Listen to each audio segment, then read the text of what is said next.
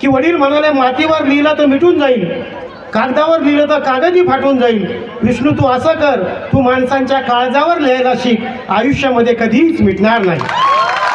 मी असं लिहिलं की इमानाने पेरणी करणे हीच आमची नीती आहे, इमानाने पेरणी करणे हीच आमची नीती आहे, माळरान हेच आमचं आयुष्य, काळीच आमची माती आहे. माझे वडील अशिक्षित होते, माझे वडील रानात जायचे, अख्खं रान पाखराने गजबजून जायचं. 8 दिवसापूर्वी मी रानात गेलो, माझ्या मुलांनी मला असं विचारलं की बाबा आपल्याला पाखरांचे फोटो काढायचे, तुमचा मोबाईल द्या. मी म्हटलं मोबाईलमुळेच पाखरं गायब झाले. आम्ही शिकलो सवरलो, परंतु रानातली पाखरं गायब झाली. माझा बाप अशिक्षित होता, रानात जायचा, रानात पाखरांचा किलबिलाट होता, बापाला श्रीमंत झाल्यासारखं वाटायचं.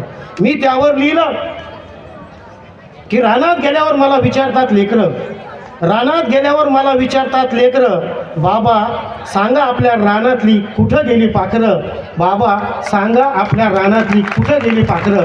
जाता जाता फक्त एवढंच सांगेल, मला एकदा एका तरुणीने असा प्रश्न विचारला की सर तुम्हाला कुठला मोठा पुरस्कार मिळाला. मी सांगितलं ताई आजपर्यंत मला कुठला मोठा पुरस्कार मिळाला नाही, माझ्या फाटलेल्या सदऱ्यावरून माझ्या आईने फिरवलेला मायेचा हात हा मला मिळाला, जगातला सर्वात मोठा पुरस्कार आहे.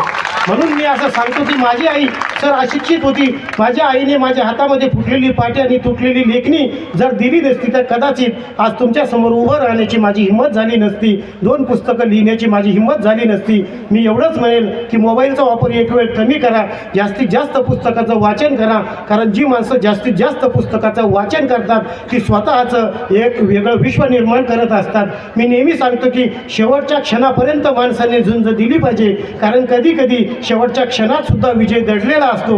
मी इथं आलो, माझा सन्मान केला, माझं तुम्ही ऐकून घेतलं, खळखळून हसतात. बोलत असताना एखादा शब्द चुकला असेल त्याबद्दल तुमची माफी मागतो. थांबतो. धन्यवाद.